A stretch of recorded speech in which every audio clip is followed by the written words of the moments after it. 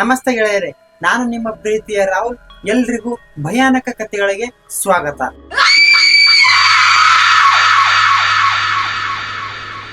ಈ ಕತೆ ಬಂದ್ಬಿಟ್ಟು ರಾಜಸ್ಥಾನದ ಮರುಭೂಮಿಯ ಬಾರ್ಡರ್ ನಲ್ಲಿ ನಡೆದಿರ್ತಕ್ಕಂಥ ಕತೆ. ಈ ಕತೆ ಒಳಗಡೆ ವಿಕ್ರಮ್ ಸಿಂಗ್ ಮತ್ತು ಫಯಾಜ್ ಅಲಿ ಅಂತ ಇಬ್ರು ಆಡ್ ಆಗಿರ್ತಾರೆ. ವಿಕ್ರಮ್ ಸಿಂಗ್ ಗೆ ಹೊಸದಾಗಿ ಅವನಿಗೆ ಗಡಿ ಕಾಯಕ್ಕೆ ಕೆಲ್ಸನ ಸಿಕ್ಕಿರುತ್ತೆ. ರಾಜಸ್ಥಾನದ ಮರುಭೂಮಿಯಲ್ಲಿ ಗಡಿನ ಕಾಯಕ್ಕೆ ಹೋಗಿರ್ತಾನೆ. ಅಲ್ಲಿ ಚಂದನ್ ಪೋಸ್ಟ್ ಅಂತ ಇರುತ್ತೆ. ಅಲ್ಲಿ ಹಲವಾರು ಯೋಧರು ಕೂಡ ಕಾಣೆಯಾಗಿರ್ತಾರೆ. ಆ ಪೋಸ್ಟ್ ಗೆ ಶಾಪಿತ ಪೋಸ್ಟ್ ಎಂದು ಎಲ್ಲರೂ ಕರೀತಾ ಇರ್ತಾರೆ. ಮೊದಲನೇ ದಿನ ರಾತ್ರಿ ವಿಕ್ರಮ್ಗೆ ಒಂದು ಕಾಡುವ ಧ್ವನಿಯನ್ನ ಕೇಳಿಸುತ್ತೆ. ಅವನಿಗೆ ಬೇಗ ಓಡು, ಇಲ್ಲಿಂದ ಹೋಗು ಹೋಗು ಅಂತ ಗಟ್ಟಿಯಾದ ಧ್ವನಿಯಿಂದ ವಿಕ್ರಮ್ಗೆ ಕೇಳಿಸುತ್ತೆ. ಆತನ ಕೈಯಲ್ಲಿ ಗನ್ ಇರುತ್ತಲ್ಲ, ಆ ಗನ್ ನ ತಗೊಂಡ್ಬಿಟ್ಟು ಅವನು ಧ್ವನಿ ಬಂದ ದಿಕ್ಕಿನಲ್ಲಿ ಹೋಗ್ತಾನೆ.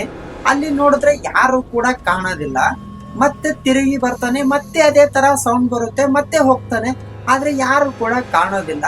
ಹಾಗಾಗಿ ಅವನು ರೂಮ್ಗೆ ಹೋದ್ಮೇಲೆ ವಿಚಾರಿಸ್ತಾನೆ ಕೆಲವೊಬ್ಬರನ್ನ. ಫಯಾಜ್ ಅಲಿ ಎಂಬ ಯೋಧ 1999ರಲ್ಲಿ ಅಚಾನಕ್ ಆಗಿ ಕಾಣೆಯಾಗಿರ್ತಾನೆ ಅಂತ ಅವನಿಗೆ ಸ್ವಲ್ಪ ಸುಳಿವು ಸಿಗುತ್ತೆ. ಅವನು ಕಾಣೆಯಾದ ಕೊನೆಯಲ್ಲಿ ಚಂದನ್ ಪೋಸ್ಟ್ ನಲ್ಲಿಯೇ ಕೆಲಸನ ಮಾಡ್ತಾ ಇದ್ದ ಅಂತ ಅಲ್ಲಿದ್ದ ಜನರು ಹೇಳ್ತಾರೆ ಅವನಿಗೆ. ಆದರೆ ಮತ್ತೊಂದು ದಿನ ಕೆಲಸಕ್ಕೆ ಹೋಗ್ತಾನೆ ವಿಕ್ರಮ್. ಆಗ ಅವನಿಗೆ ಮತ್ತೆ ಸೌಂಡ್ ಕೇಳಿಸುತ್ತೆ, ಮತ್ತೆ ಹಲವಾರು ಚಿಹ್ನೆಗಳು, ಒಂಥರ ಏನೇನೋ ರೆಡ್ ಕಲರ್ದಾಗಿ ಈ ತರ ಸಿಗ್ನಲ್ ಬರ್ತಾ ಇರುತ್ತೆ ಅವನಿಗೆ. ವಿಕ್ರಮ್, ನೀನು ನನ್ನನ್ನ ಮುಕ್ತಿಗೊಳಿಸ್ಬೇಕು ಅಂತ ಸೌಂಡ್ ಕೇಳಿಸುತ್ತೆ. ಅದು ಒಂದೇ ಸಾರಿ ಕೇಳಿಸಲ್ಲ, 2-3 ಸಲ ಕೇಳಿಸುತ್ತೆ. ಅವನು ಇದೇನಿದು ಆಶ್ಚರ್ಯ ಅಂತ ಅಂದ್ಬಿಟ್ಟು ಹೋಗಿ ಮತ್ತೆ ಎಲ್ಲರನ್ನು ಕೇಳ್ತಾನೆ. ಆಗ ಅವರು ಎಲ್ಲ ಇದೇ ತರ ಇಲ್ಲಿ ಕಾಣೆಯಾಗಿದ್ದು ಇವ್ರೊಬ್ರೇ ಅಲ್ಲ, ಇದೇ ತರ ಹಲವಾರು ಜನ ಇಲ್ಲಿ ಕಾಣೆಯಾಗಿದ್ದಾರೆ ಅಂತ ಹೇಳ್ತಾರೆ ಅವನಿಗೆ. ಮತ್ತೆ ಒಂದು ದಿನ ಅದೇ ತರ ಸೌಂಡ್ ಬರುತ್ತೆ. ಅವಾಗ ತಿರುಗಿ ನೋಡಿದ್ರೆ ಭೂತದ ವೇಷದಲ್ಲಿರುವ ಫಯಾಜ್ ಅಲಿಯ ಮುಖ ಕಾಣಿಸುತ್ತೆ ವಿಕ್ರಮ್ಗೆ. ಆಗ ಫಯಾಜ್ ಅಲಿ ಹೇಳ್ತಾನೆ, 1999ರಲ್ಲಿ ಕಾರ್ಗಿಲ್ ಯುದ್ಧದ ವೇಳೆಯಲ್ಲಿ ನನ್ನನ್ನು ಮೋಸದಿಂದ ಜೀವಂತವಾಗಿ ಇಲ್ಲಿ ಮುಚ್ಚಾಕಿದ್ದಾರೆ. ಇಲ್ಲಿಯವರೆಗೂ ಯಾರಿಗೂ ಕೂಡ ನನ್ನ ಶವವನ್ನು ಪತ್ತೆ ಹಚ್ಚಕ್ಕೆ ಆಗಿಲ್ಲ.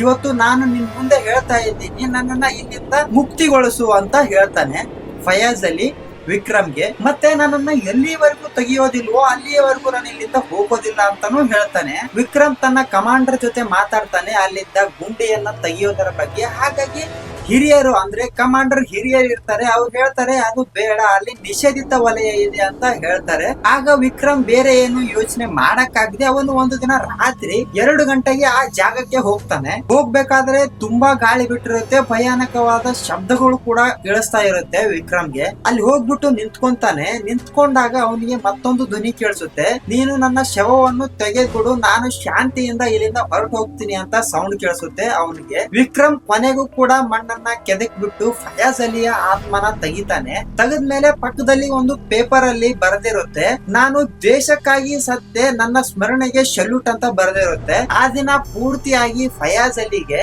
ಗೌರವ ಪೂರ್ವಕ ಅಂತ್ಯ ಸಂಸ್ಕಾರನ ನಡೆಯುತ್ತೆ. ಆಗ ಆತ್ಮ ಶಾಂತಿಯಿಂದ ಎಲ್ಲರನ್ನು ಬಿಟ್ಟು ಹೋಗುತ್ತೆ. ಅದರ ನಂತರ ಚಂದನ್ ಪೋಸ್ಟ್ ನಲ್ಲಿ ಯಾವುದೇ ರೀತಿಯಾಗಿ ಸೌಂಡ್ ಕೇಳಿಸಲ್ಲ, ಶಬ್ದ ಕೇಳಿಸಲ್ಲ, ಶಾಂತವಾಗಿ ಇರುತ್ತೆ ಆ ಪ್ರದೇಶ.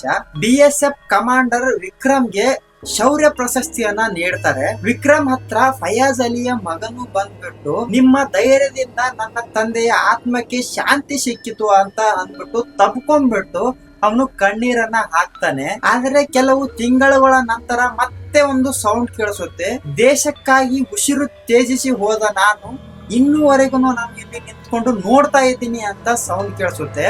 ಆವಾಗ ವಿಕ್ರಮ್ ನಗುತ್ತಾ ಹೊರ ಬರುತ್ತಾನೆ. ಹೊರಬಂದು ಕೆಲವು ಯೋಧರು ಮರೆಯಕ್ಕಾಗಲ್ಲ, ಏಕೆಂದರೆ ಅವರು ಸತ್ತಿಲ್ಲ, ಗಡಿಯ ಆತ್ಮಗಳಾಗಿದ್ದಾರೆ ಅಂತ ಹೇಳ್ತಾನೆ. ಇಲ್ಲಿಗೆ ಈ ಕತೆ ಅಂತ್ಯಗೊಳ್ಳುತ್ತೆ. ಇದೇ ತರ ಸ್ಟೋರಿನ ನಾವು ತಗೊಂಡ್ಬರ್ತಾ ಇರ್ತೀವಿ. ನಮ್ ಚಾನಲ್ ನ ಸಬ್ಸ್ಕ್ರೈಬ್ ಮಾಡ್ಕೊಂಡು ಒಂದು ಲೈಕ್ ನ ಮಾಡಿ, ಮತ್ತೆ ಬೆಲ್ ಐಕನ್ ಒತ್ತಿದ್ರೆ ನಿಮಗೆ ಫಸ್ಟ್ ಅಲ್ಲಿ ನೋಟಿಫಿಕೇಶನ್ ಬರುತ್ತೆ. ಓಕೆ ಫ್ರೆಂಡ್ಸ್, ಬಾಯ್.